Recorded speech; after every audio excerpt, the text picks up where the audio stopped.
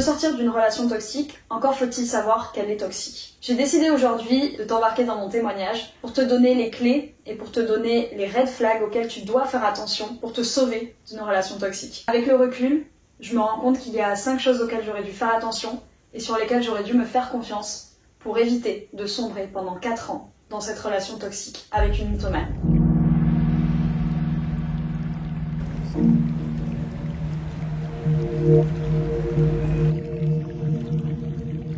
Il est actuellement 9h36, j'aurais dû être à la salle. Mais on n'avait pas les clés de la voiture, donc pas de salle. Du coup, je me suis dit que j'allais rentrer chez moi, j'étais chez mon copain, j'allais rentrer chez moi à pied. Comme ça, au moins, ça fait un peu d'activité physique. Et puis après, on part sur une journée de travail assez particulière, puisqu'aujourd'hui, je vous filme la vidéo que vous êtes en train de voir. Et on va surtout parler d'un sujet qui me tient à cœur, à contre-cœur, parce que j'aurais aimé ne pas le vivre, mais au moins, je peux vous en parler.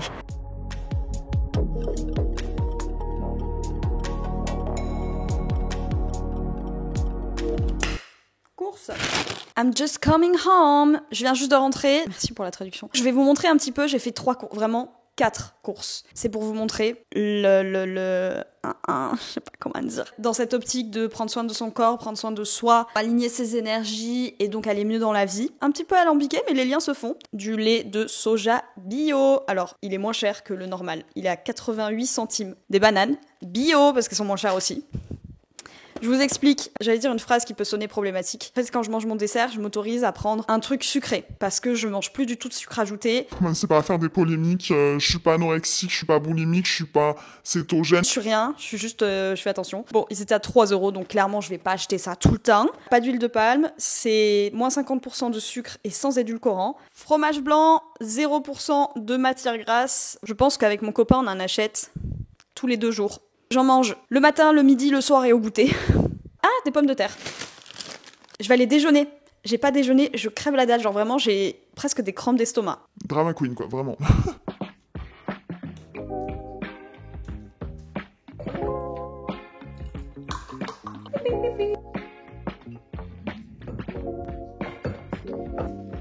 Lately I've been so lost, but then you walked into the room.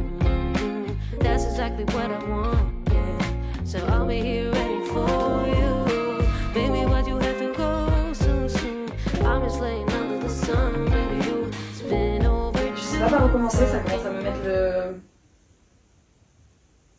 Ça met un peu le stress d'aborder ce sujet-là parce que c'est un sujet dont j'ai pas parlé explicitement, dont j'ai pas raconté l'histoire depuis très longtemps. Pour une bonne raison, c'est que ça m'a littéralement traumatisée et que encore aujourd'hui, je fais des rêves à cause de ce qui m'est arrivé avec cette personne. Et je vais commencer par vous raconter la façon dont j'ai rencontré cette personne parce qu'avec les années et le temps qui passe et le recul sur la situation et la relation, j'ai su me rendre compte que le premier signe toxique a été le jour de notre rencontre, a été les premières phrases qu'on s'est échangées. Et je pense que le plus important pour savoir si notre relation est toxique, c'est de remonter en arrière au début et aux prémices de l'histoire. J'étais en 4e, c'était le jour de la rentrée, et il y a cette fille qui arrive en retard, tout essoufflée, qui est accompagnée par, je crois, notre prof de mathématiques qui était notre prof principal. Moi, j'ai toujours été quelqu'un de très gentil et qui avait vraiment à cœur de pas mettre les gens à l'écart, et donc je me suis dit, dès qu'on est à la récré, je vais aller lui parler parce que voilà, la pauvre, elle arrive toute seule devant tout le monde,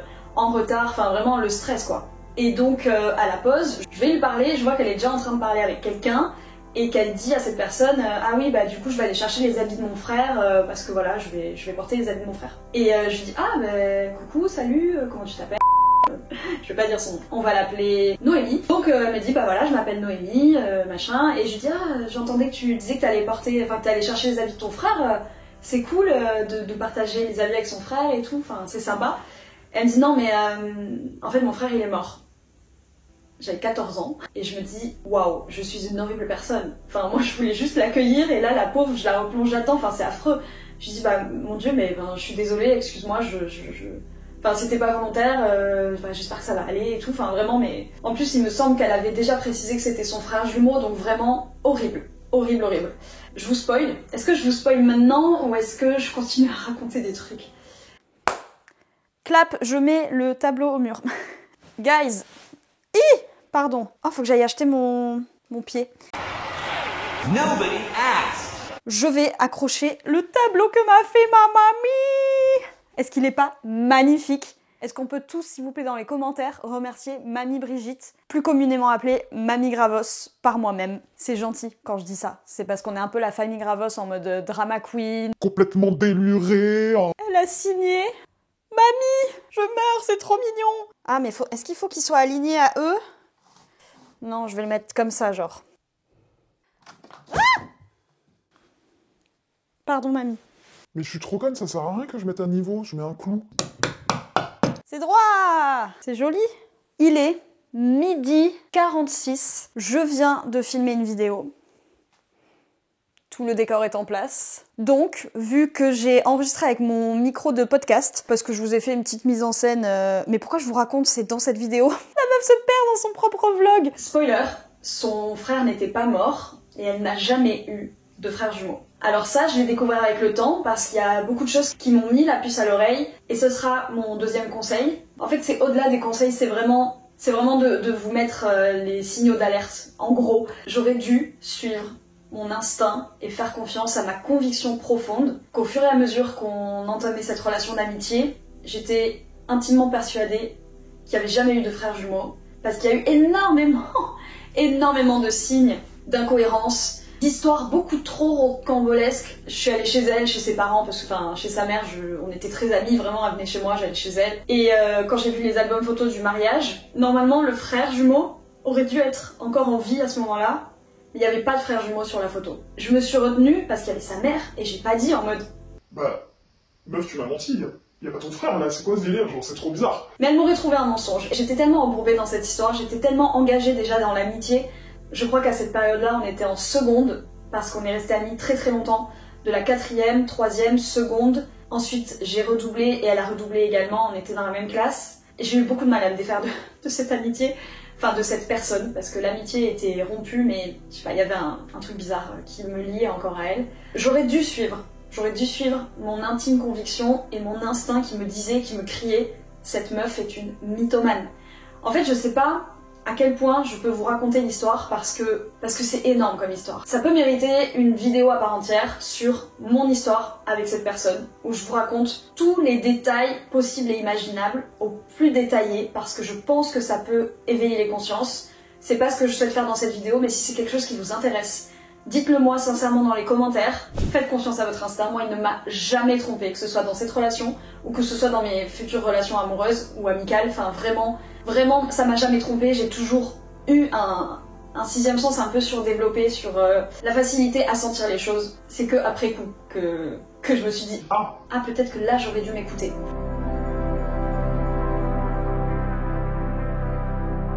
Je me suis dit que ça pouvait être le moment en fait d'enregistrer mon podcast plutôt que de refaire toute l'installation et tout. Donc je me suis changée.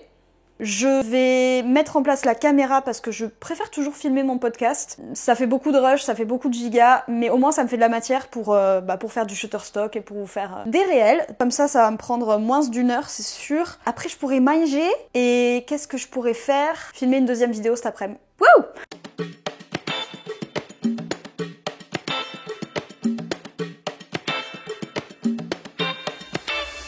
Si on veut se libérer des relations toxiques avec les autres, il faut déjà être à l'intérieur de soi. Il n'y avait pas que cette histoire de frères jumeaux, il y avait aussi... Elle me faisait croire qu'elle était narcoleptique, qu'elle était daltonienne, mais des jours elle oubliait que la veille elle était daltonienne. Il y a un jour elle voyait toute la vie en nuances de gris, et puis le lendemain elle me filait le stylo rouge dans sa trousse, où on allait au Leclerc, elle me disait « Ah, j'adore cette assiette rose ». Après elle me racontait qu'elle était qu'elle avait beaucoup de magnétisme dans les mains. Donc au départ elle avait juste du mal à appuyer sur son téléphone tactile. Après, elle pouvait plus appuyer sur les bornes du McDo, elle était obligée de cliquer avec ses phalanges parce que son tactile, il déréglait les bornes. Et à un moment, elle marchait dans la rue et les lampadaires clignotaient tellement elle avait de magnétisme en elle. C'est plein de petites choses comme ça où je me suis dit au bout d'un moment, en fait, ce qui est fou, c'est que, je sais pas si ça c'est un conseil, mais juste... À partir du moment où vous sentez qu'on se fout de votre gueule et qu'on ne vous respecte pas, c'est qu'il y a un problème. C'est que si vous sentez qu'on se fout de vous dans le sens où on vous utilise sur vos qualités. Moi, j'étais quelqu'un de gentil, de généreuse, à l'écoute. Je donnais beaucoup pour mes amis, je donnais beaucoup d'énergie, j'étais vraiment quelqu'un de confiance. Et tous ces trucs-là, elle les a utilisés contre moi. Elle m'a puisé toute mon énergie sociale pour son bien-être à elle. Enfin, son bien-être. Et ça revient un petit peu à faire confiance à son instinct, mais à partir du moment où on abuse de ce qui est à la base de votre personne et de ce qui fait que votre amitié a commencé, il y a un problème. Je crois qu'on n'est pas droit là. Écoutez, il est 15h09, je viens de finir de manger. Oui. J'ai donc une vidéo en stock, un podcast, je suis en train de tourner cette vidéo, donc c'est plutôt cool. Enfin, cette vidéo et celle que j'ai filmée ce matin, en fait, c'est pour la même, c'est juste pour permettre de faire un truc un petit peu... qui bouge un petit peu, pour éviter de vous faire que du vlog ou que de la vidéo statique, donc je suis aussi preneuse de vos retours si vous aimez bien ce format-là, du mix entre vidéo posée où on parle d'un sujet assez lourd, mixé avec un petit vlog de ma journée. Si ça vous aide à aborder des sujets un peu plus lourds, de le faire sous format de vlog, agrémenté de passages face cam un petit peu plus sérieux, moi, c'est quelque chose que je peux faire, donc dites-moi, parce que tout ça, c'est pour vous, encore une fois. Je vais tourner une autre vidéo. D'ailleurs, il faut que je mette une musique, enfin, la radio, parce que là, si je me tais... Regardez, ma petite Chanifi. Elle est pas trop mignonne. Oh, mais regardez, non mais voilà, mais ça, c'est aberrant. Mais voilà, mais attendez, mais vous allez me prendre pour une folle, parce que je m'excite pour rien. Mais regardez, vous voyez la moisissure, là ? Vous voyez la fucking moisissure ? Bienvenue dans mon appartement. Ça me fait pas rire du tout là par contre. Il y a ça dans ma salle de bain. Regardez, la lanière. Elle est moisie! Qu'est-ce qui se passe dans mes poumons si mon appartement est comme ça? Pour un petit contexte, c'est qu'il y a eu un dégât des eaux, juste là, sous le plan de travail, sous la machine à laver. Déjà que de base, il y a un problème d'humidité dans cet appart. Mais alors là, ça commence à vraiment m'inquiéter. Là, c'est trop inquiétant. J'ai envoyé un message à ma mère. Maman! Quand ça va pas, même à 25 ans, et quand on vit seul depuis 4 ans, on envoie un message à sa maman. Je vais vous montrer comment je travaille. Aujourd'hui, je veux parler de ça. Je travaille énormément avec ChatGPT, ça m'aide à brainstormer, ça m'aide à avoir un point de vue extérieur et surtout ça me permet d'écrire mes scripts beaucoup plus vite. Là, je suis face à un truc qui m'arrive de plus en plus, grâce à ma coach encore une fois. Samantha! Dans la dernière vidéo, j'ai dit putain, mais je dis Samantha plus que maman, mais c'est vrai. C'est elle qui m'en a parlé en fait, qui m'a dit mais... Ça manque de mouvement, les miniatures elles sont fixes, enfin ça fait trop formel, ça fait trop strict. Et en fait à partir du moment où j'ai lancé mon podcast, je me suis rendu compte à quel point c'était nécessaire en fait. Et à quel point ça m'a aidé à séparer les deux choses et à me dire ok, YouTube c'est vraiment un moment qu'on passe ensemble, où je vous emmène, où dans l'idée on bouge un peu plus. Là dehors il fait pas très beau. Et donc du coup je vois le podcast comme un moyen vraiment d'expliciter les sujets, de faire un truc plus strict où je suis assise mais vous le voyez pas, vous avez que le son. C'était pour raconter ça et aussi de comment ça se passe derrière la vidéo. Je vais continuer d'écrire ça, il est 4h moins le quart. Ce serait bien que dans 15 minutes je me mette à installer tout parce que j'ai vraiment envie de filmer dans mon studio. Avec les lumières c'est trop beau. Faut que j'aille faire pipi aussi. Parce qu'il y a au moins une vidéo où je dirais pas que j'ai envie de faire pipi. Je crois pas. J'ai toujours eu beaucoup d'amoureux, de relations, de crush et tout, que ce soit depuis le collège, même maintenant je suis en couple, mais j'ai toujours eu de la facilité avec les garçons et j'ai toujours été quelqu'un qui se faisait remarquer par les garçons. Chaque année, j'avais des petits crushs. Elle a toujours été quelqu'un qui m'a encouragée, qui m'a soutenue. C'était vraiment, je te raconte les potins, elle lui je l'aime bien, elle lui m'aime bien, je sais pas quoi faire et tout. C'est pas compliqué, un jour je suis sortie avec un garçon et elle a tout simplement décidé de s'accaparer ce mec. Mais c'était des choses extrêmement subtiles, vous voyez. Moi, j'étais persuadée de certaines choses un petit peu bizarres. On va pas parler de tromperie au collège. Enfin, non, là, on était en seconde à cette période-là. Elle va me pousser, par exemple, dans les bras d'un garçon pour ensuite aller parler dans mon dos du fait que je sois avec ce garçon. Donc, c'est des choses vraiment, c'est utiliser ce que je suis contre moi et à son...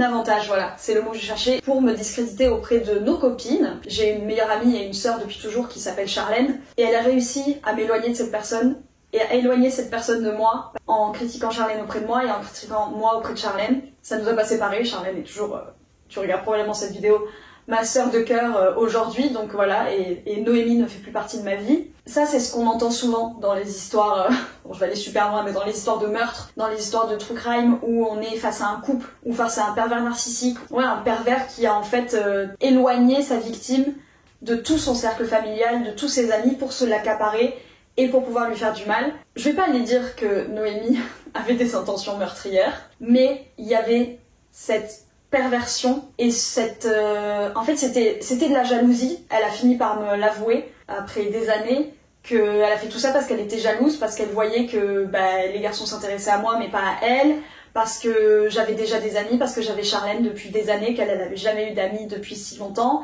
que j'avais une vie de famille stable, que j'avais des frères et sœurs avec qui je m'entendais bien, que j'avais des parents qui étaient toujours en couple après 20 ans. C'est la jalousie qui l'a bouffée et c'est la jalousie qui a fait qu'elle a voulu s'accaparer tout ce que j'étais et me détruire sur ce que j'étais, sur ce que j'avais.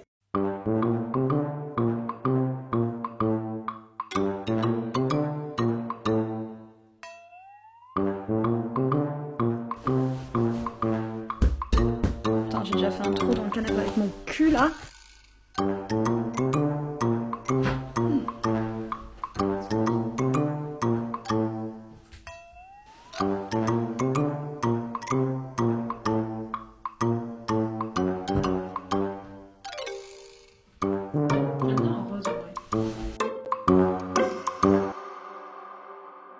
Évidemment, le jour où vous allez essayer de mener votre enquête et enfin trouver les preuves, les justifications que cette personne est mauvaise pour vous, c'est pas forcément quelqu'un qui va s'énerver. Enfin, en tout cas, moi, c'est pas ce que j'ai vécu. Ça a été quelqu'un qui a essayé de me faire culpabiliser et qui a essayé de retourner les choses à son avantage et de minimiser la gravité de la situation en me disant Non, mais tu sais, j'étais dans une mauvaise phase, je me suis mal comportée, je suis désolée, viens, on repart sur de bonnes bases. c'est ce que j'ai fait. Je suis repartie dans cette relation. Je sais que jusqu'à il y a très peu de temps, j'avais encore les messages. J'arrive pas à y croire. Je les ai toujours. Ça date du 8 décembre 2016. Et je sais pourquoi je les ai jamais supprimés. Parce que je me suis toujours dit que si un jour il fallait que je prouve les choses, si un jour il se passait quelque chose de dramatique, j'aurais les preuves que cette personne était dangereuse. Je suis dead, il est 17h30. Je viens de finir de filmer la vidéo, je me suis pris un truc dans l'œil là. J'ai filmé pendant 45 minutes au moins, je pense. Je suis dead. Faut que je range le studio. Après, je vais aller faire un goûter. Ouh, qu'est-ce que je vais manger au goûter, à votre avis? Fromage blanc, petit gâteau de muesli avoine, fromage, en fait je mange toujours la même chose. On va ranger le studio.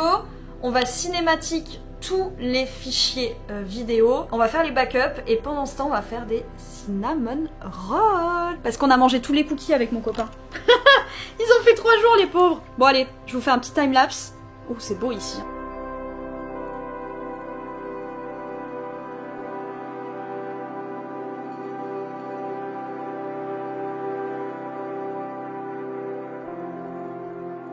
C'est dingue en fait avec le recul de repenser aux choses et de me dire putain mais ça c'était problématique, pourquoi j'ai laissé faire? Mais j'ai laissé faire parce que j'avais 14-15 ans, on est en train de se former, on est en train de commencer à appartenir à des groupes, on est en train d'avoir des petites amourettes, des fortes amitiés, c'est les premières émotions de chaque situation, c'est les premières sensations fortes. Enfin, c'est la première fois qu'on vit chaque émotion, donc évidemment que c'est des choses qui vont nous marquer, qui vont nous tenir, qui vont nous bouleverser et dans lesquelles on va rester parce qu'en fait, on se dit bah ça doit être normal. C'est bizarre à dire mais si j'avais pas vécu cette relation avec cette fille-là, j'aurais pas su pour la suite faire attention parce que j'ai su voir la mauvaiseté en les gens et j'ai rencontré d'autres mythomanes dans ma vie et je me suis pas impliquée autant. J'ai failli m'impliquer autant mais je me suis éloignée et c'était les mêmes mensonges, by the way. Donc voilà. Mais je vous en parlerai dans une vidéo vraiment dédiée à ça. Si on récapitule, on doit donc faire attention sur la façon dont vous avez rencontré et commencé à élaborer cette amitié, faire confiance à votre instinct. Est-ce que cette personne a recherché à vous éloigner de façon très implicite, souvent, de vos amis, de votre famille? Et est-ce que, en même temps que vous meniez cette amitié, ou à cause d'elle, vous avez perdu des amis qui vous étaient chers? Est-ce que vous avez perdu des relations? Est-ce qu'elle a cherché, est-ce que vous êtes retrouvés en fait dans une relation presque exclusive avec elle? Est-ce que cette personne a utilisé vos plus grandes qualités à son propre avantage? Est-ce qu'elle a retourné votre gentillesse, votre empathie, votre confiance, votre générosité contre vous? Il est aussi important de savoir comment reconnaître une relation toxique qu'être au courant de ce que ça engendre sur la vie de tous les jours et sur les années qui suivent. Et c'est un sujet que j'aimerais énormément aborder avec vous parce que malheureusement j'ai été victime de cette personne même encore des années après.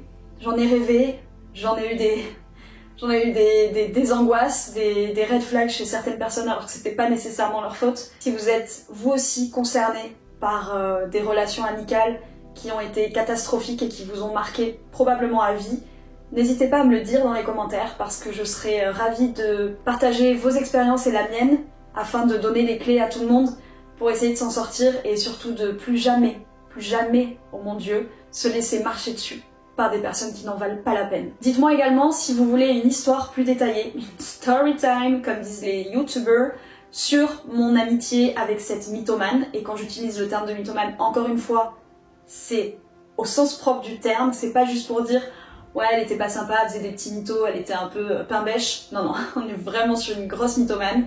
Donc c'est un sujet, en vrai je vous le dis, hein, ça m'angoisse rien que d'en parler, mais je pense que c'est primordial parce que j'ai fait face à des amis à moi qui s'en sont sortis mais qui ont été pendant des années sous l'emprise d'une mythomane et je voyais les choses se faire et je savais à quel point c'était tellement dur d'en sortir. Donc si je peux aider ne serait-ce qu'une personne dans cette assemblée qui me regarde à se rendre compte que la relation qu'elle vit est toxique, est en train de la détruire, alors j'aurais réussi. Donc je vous attends dans les commentaires, sincèrement, avec vos envies, vos besoins. Merci d'avoir regardé cette vidéo, j'espère sincèrement qu'elle a pu t'aider et t'ouvrir les yeux sur ton histoire et sur ton vécu, sur ton passé. On se retrouve 2 fois par semaine à 18 h, le lundi et le jeudi sur cette chaîne, et le mardi évidemment sur mon podcast Instant de Savoir à 10 h.